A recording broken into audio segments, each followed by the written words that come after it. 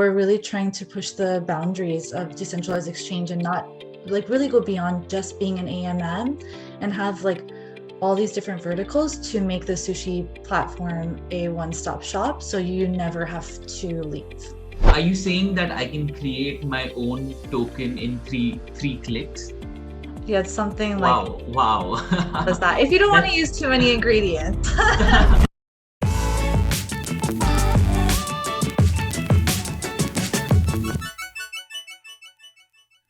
Hi guys, welcome to the Desi Crypto Show. Today we have Amanda and Sarang with us from the Sushi team, and it's really nice to see you guys, and it's really exciting to talk about SushiSwap and what you guys are doing. So before we start, can we start with your introduction, Sarang?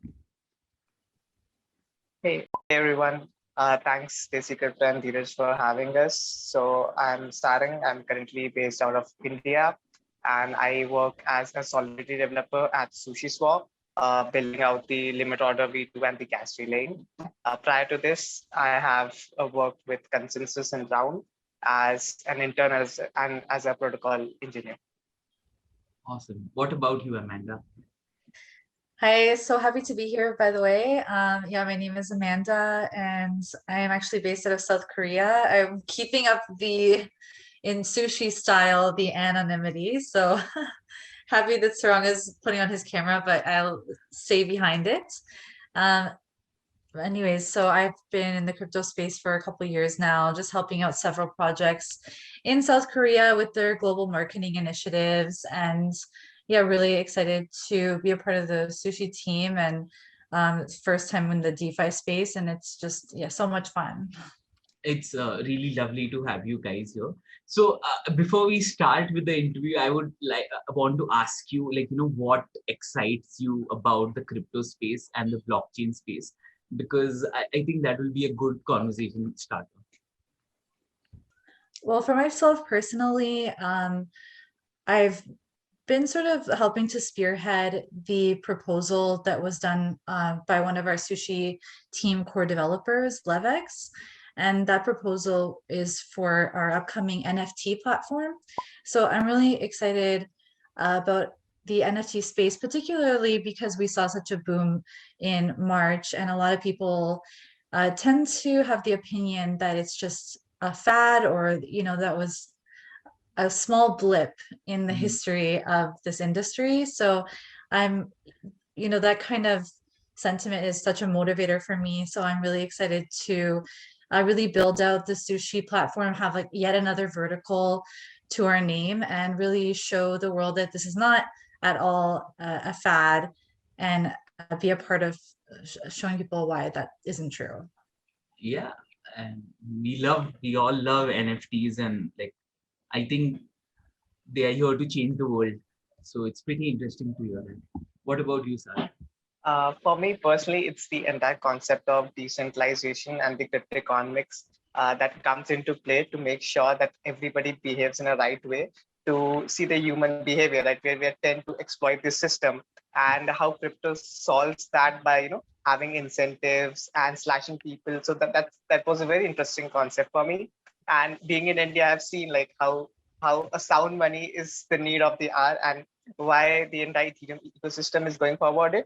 Also, along with that, the entire governance thing. I'm a very big fan of governance, right? So something being stocks that were just chips which were not used, right? But if you see sushi governance, which is very active, and I feel that is very powerful because people who are invested in the protocol or the project have a say in that, and they will get like a revenue share or something like that, which for me is like mind-boggling. So for me, that's what keeps me every day awake with the blockchain world. Wow, that's awesome to hear. And yeah, and even I am personally super excited because when you in blockchain, when you participate in protocols, when you help something build or just be there, it incentivizes you monetarily, because it's not about the projects are not about accumulating profit. It's more about sharing with the community and growing the community. So moving on, this is something I noticed. And this is something I want to talk about, is sushi is in a way, it's very fun organization from what we see. And even the words and the language used is so different from most of the crypto projects we have, because we use so many complicated terms and whatnot, which is not for a normal person, it's very difficult to understand, right? Like someone who's not in the tech space, or even if you're in the tech space, it takes some time to grasp concepts.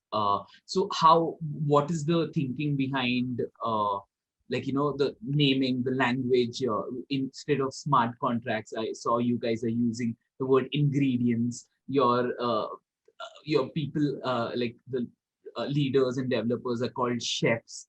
So, like, what is the idea behind it? I would like to know that. Well, I guess to just reiterate the branding of sushi, it is a food token, and we see a lot of fun in like the food token space. So why not play off of that?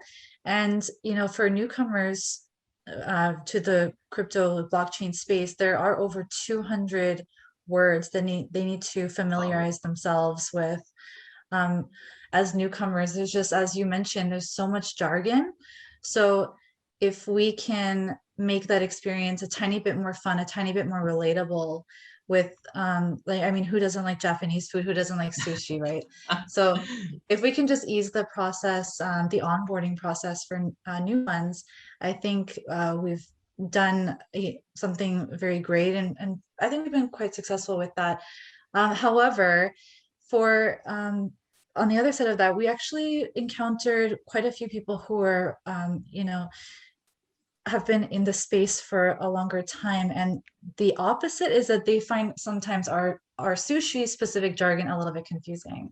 So it's a little difficult to find the balance of, keeping it fun, but also keeping it understandable for people who have a little bit more experience with this industry. Very, very, very interesting. Very interesting. So let's move on. I mean, let's have a small introduction of what SushiSwap is, and what are you guys trying to do and solve?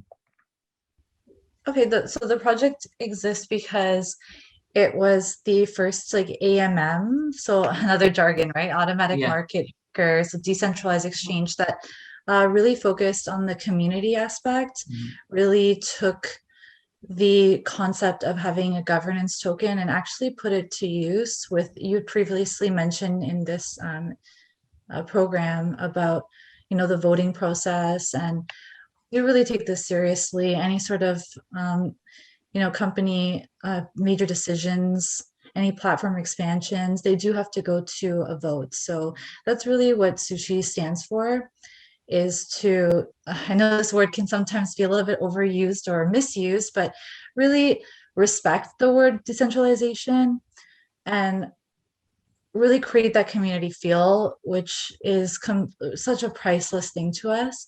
And what we're trying to do now is, just with all the verticals that we're seeing and all these like amazing features like what Sarang is working on, like such as limit orders, we're really trying to push the boundaries of decentralized exchange and not like really go beyond just being an AMM, and have like all these different verticals to make the sushi platform a one-stop shop, so you never have to leave.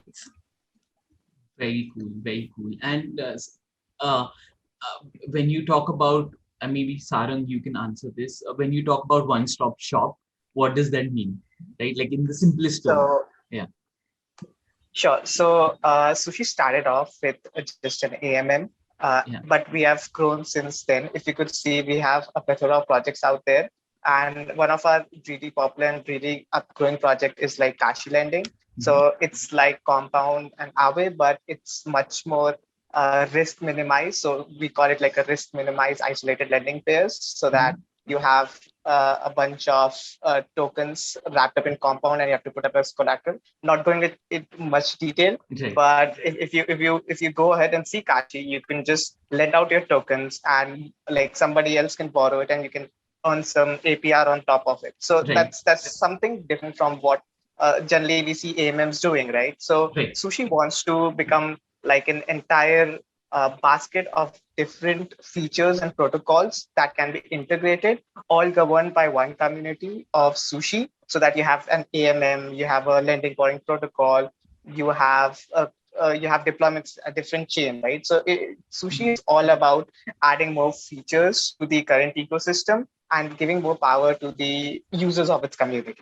Very cool. So to sum it up, I think Sushi is trying to become the decentralized ecosystems, like a backbone, and like, not necessarily backbone, but a powerhouse. And if you want to exchange your money, you want to lend or borrow your money. If you're interested in NFTs, or if you want to start a project, that's something you can do on SushiSwap, right? Like, you don't have to use multiple protocols to do these different things, which has been the case till now. So that I find really interesting. So you guys launched something called Miso, right? What is it? Can you tell us? So Miso is our token launchpad, and yeah, it's really like our take on the IDO platform, and I think it's really special because we do have what's an IDO? Sorry, I cut you off, but what's an IDO for the audience? Sarang, what does it stand for? No, it doesn't. Like, I mean, what does it initial mean? text offering, like, whenever you start a project, right, you need people to get your token, so that there can be a community which can be spun up regarding that token, right? We have recently seen that trend it spins out of the ICO movement, but it's not exactly that. It's a bit more where people can just come, they can invest, and they can get out the tokens which can be used back by the protocol. So in a nutshell, the Miso platform helps people to launch their own IDOs and launch their own token, as Amanda said. Very cool, very cool, very cool. Sorry, Amanda, I cut you off.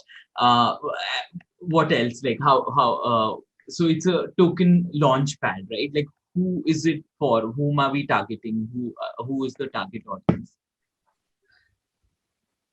So the target audience has two parts: upcoming projects, and also the general public, like people who really feel like they've maybe missed the boat on a lot of crypto projects. Like, especially if you've been in this industry for a couple of years, you see like a lot of missed opportunities, and we really want to showcase some upcoming projects that are really exciting and could be like an exciting opportunity for the right person.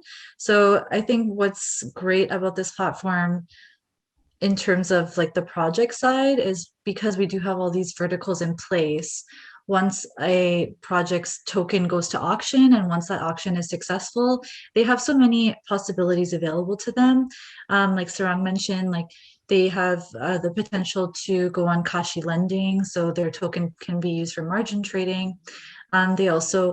We have a very successful onsen program, which means a yield farming program where people can stake their liquidity provision tokens and earn some extra yield in sushi tokens.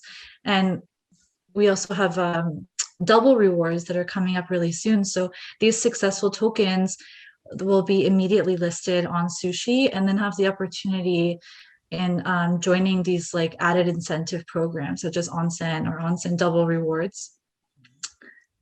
So I think it's like really beneficial for these projects to again join the Miso and then have access to all these options in our like one-stop shop ecosystem that we're trying to create. That's very interesting, because what I see with other platforms is they just host an coin offering or initial coin offering, or whatever we call it, right? And then it's over, right? Like, then it's free market, like it's just gone in the market. And mostly what we see is a lot of dump happening after like coins are bought. But in sushi ecosystem, there's like so many things you guys are doing. So I think that's quite interesting how all of this connects. So how does it how is it different from a Polkastarter? How is it different from a Binance Launchpad? If I may. Well, for Polkastarter, I believe that they're just doing like exclusive, like more private deals with the projects that are available to participate in with the different tokens that they launch there. But for Miso, like at present, we have a little bit of a similar structure because we just started and we want to have like a tiny bit more control over the platform. But after our third batch is finished, which should be the final project of batch 3 should be on June 30th. After that, the platform will be completely open to the public. So any project or even any individual, like we see such a rise in the popularity of social tokens. So it's so simple to use in comparison to other platforms, because I guess the jargon that you mentioned is very simple, just ingredients, and in really like 2 to 3 clicks, you can make a token. And I think that's the biggest difference, and just the user friendliness and the complete openness of the platform. Wow, are you saying that I can create my own token in three clicks? Yeah, it's something wow. Does that. If you don't want to use too many ingredients, it's no, really but only that many clicks. That's awesome. So like a person can come in and, hey, I want to start a, wow, that's like pretty cool. So I think you guys just had your first launch, first Miso launch. Can you talk us through that? What was the project? How did it go? For the sake launch? Yeah, sake launch. Yeah, the sake, I mean, with the recent kind of market downturn, understandably, we're a tiny bit worried about like, is this a great time for, a token launch? And I think a lot of projects could share in the sentiment that there's a little bit of uncertainty right now, the current state of the markets, but we have seen such a resounding success. The token sale ended up far exceeding the token minimum like threshold price that we wanted to achieve, and it ended up being like, it is still a token, but in reality it is also a bottle of sake. So it is the most expensive sake in the history of the world. So I really see this initial token launch as not only making waves in like the cryptocurrency community, but also in more traditional industries such as food and beverage. See a lot of people being like extremely impressed with not only the process, but the product. And I think we're introducing like a new audience to crypto, and really excited that there's still 600 bottles left. So don't worry if you didn't get in on the first one. We're gonna have a couple more auctions coming up. That's so interesting. So did you get one, by the way? No, I did not. But I saw the hype on Twitter, like it was crazy. Like everyone was talking about sake. And like, I was saying like, I'll even pay just to have a small shot. wow, that's pretty cool. So also, like, this is something I will mention, that you have various styles of like, tokens you can launch. They're mintable, fixable. How, like in 1 minute, can you explain what kind of tokens there are and the types, how you can raise money? Because that I personally find it very interesting. Oh yeah, sure. So when we first talk about launching a token, right, there are a lot of different configurations that come to our mind, right? Yeah. And we need like different types of varieties of tokens for varieties of things, right? Like some might be capped, some might be uncapped, right?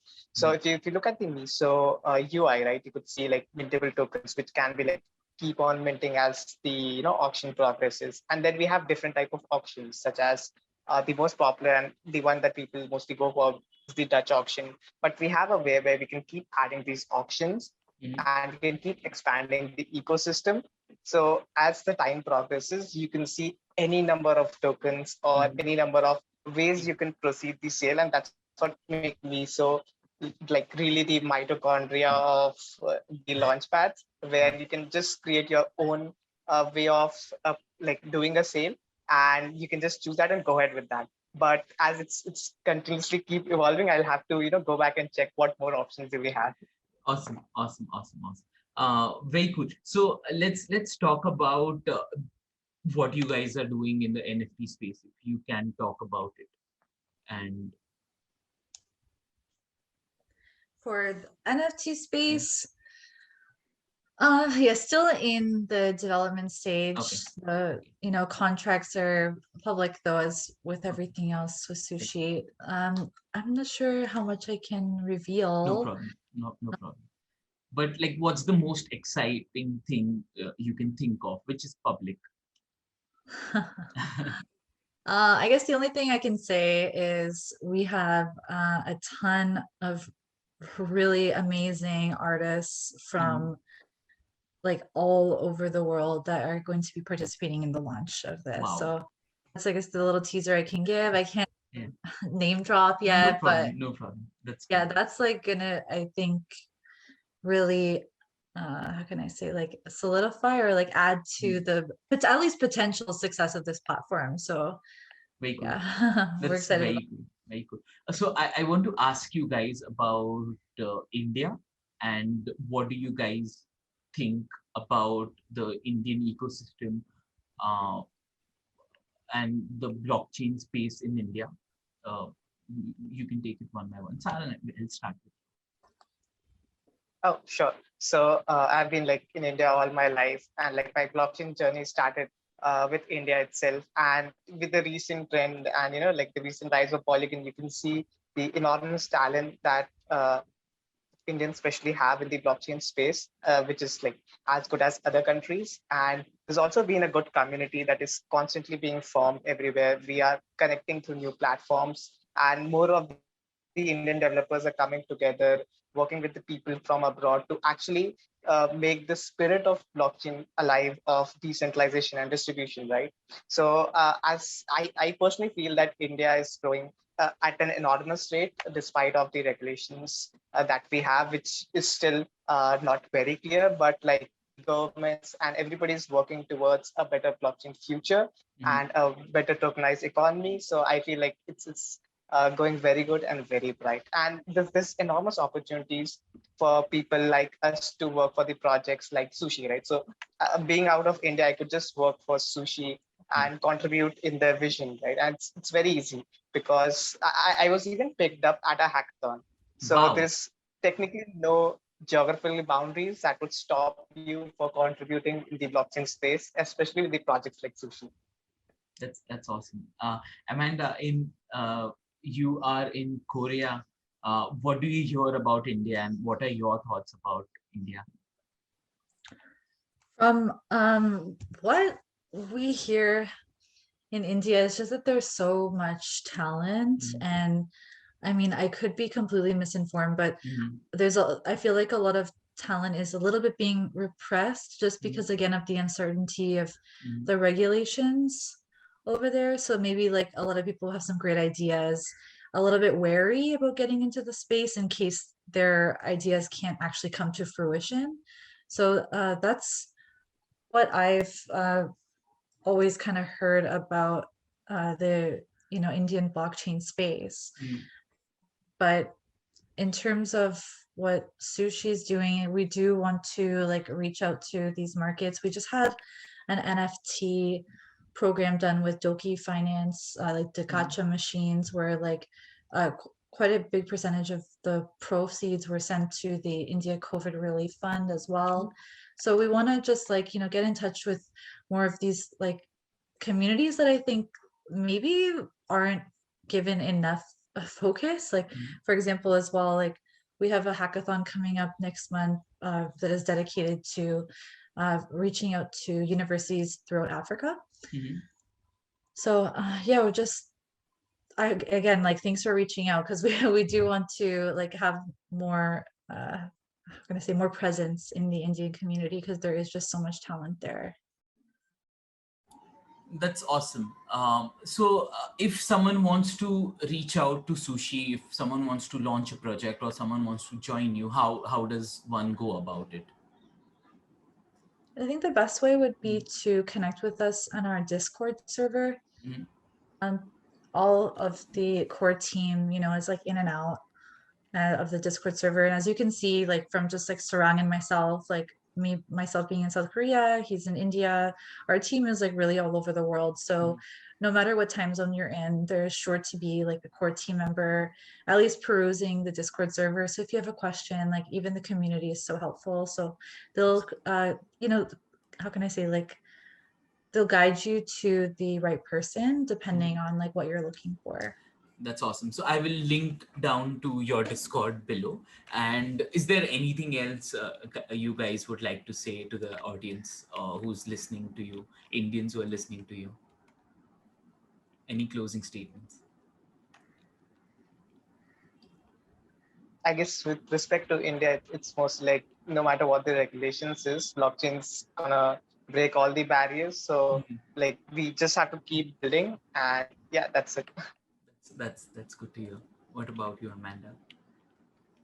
Yeah, just wanted to say, like, get involved. Like, I mean, Strong was able to, join the team from a hackathon. I was able to join the team just from like helping out in the Discord. So like if even if like sushi is some place that you'd want to work, like it's really simple to just get involved through the Discord. At the very least, you can also get involved, just sushi.com. We have so many products. Take a look. You can give us your feedback too on Discord. We're always looking for great food feedback. And yeah, we hope to do like a lot more, have a lot more presence in India. And yeah, we thank you so much for this opportunity for us to like kind of reach out to the audience there. Awesome. We are also looking forward what you guys are doing, and thank you so much for joining. I will drop down all the social media handles and Discord below. Thank you for your time, guys. Thank you for having us.